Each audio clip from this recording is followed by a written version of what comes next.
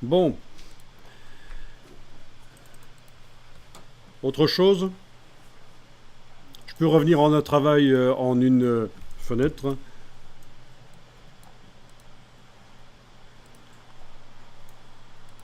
Je vais aller sur la page, sur une des pages, voilà.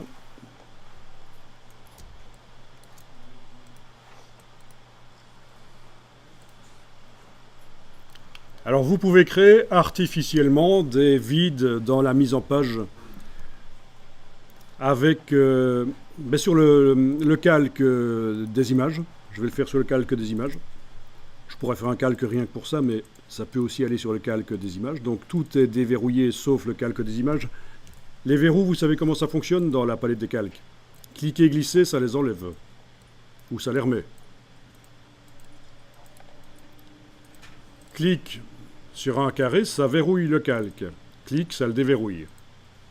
Alt-clic, ça verrouille tous les autres. Très intéressant, ça fonctionne comme ça dans Illustrator et dans Photoshop aussi.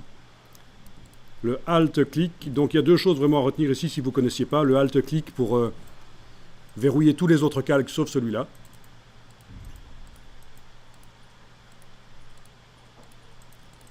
Et puis l'autre chose, c'est cliquer et glisser pour déverrouiller ou verrouiller à la volée comme ça.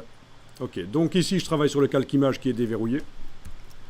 Et je peux aller mettre des blocs images dans la mise en page, des blocs images qui vont avoir le style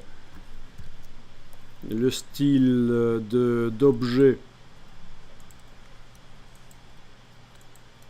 remplir proportionnellement et ajustement auto. Bon, ce qui m'intéresse, c'est pas ces fonctions-là, c'est l'habillage en fait qui m'intéresse. Mais finalement, non, je vais mettre aucun style parce qu'il y avait un contour gris qui m'ennuie. Je vais mettre aucun style à ce bloc. Je vais juste aller enclencher l'habillage de texte dans la palette habillage de texte, menu fenêtre habillage de texte. Voilà. Et donc ce bloc, il me sert à quoi? Il me sert à enlever du texte à certains endroits de la mise en page. Donc si je trouve que la colonne de droite là m'ennuie, je vais aller me positionner un bloc dessus, comme ça. Et le texte est chassé à la page suivante. Je vais aller faire un copier-coller. Ce bloc qui habille, je le copie. Je vais aller le coller ailleurs.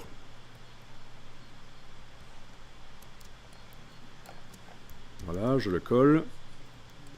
Et je vais aller le mettre pour enlever par exemple le texte à l'endroit où il y a l'image du rhinocéros. Là, je garde l'image comme ça. Je teste, je teste. Non, sur cette page-là, c'est pas génial, je le coupe. Page suivante. Je colle.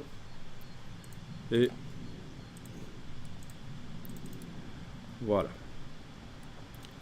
Vous pouvez même créer des pages blanches grâce à ça. Donc, un bloc qui ne se voit pas finalement, mais qui repousse le texte là où je le mets. Et ça crée de la respiration.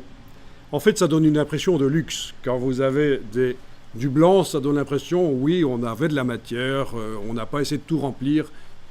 On avait du papier, on a pu ne pas faire du remplissage de texte partout.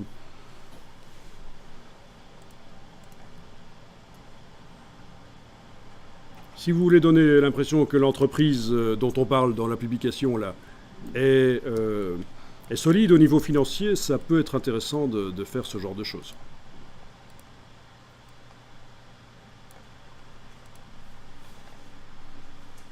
Vous voyez, ça veut dire qu'il n'y a pas de problème.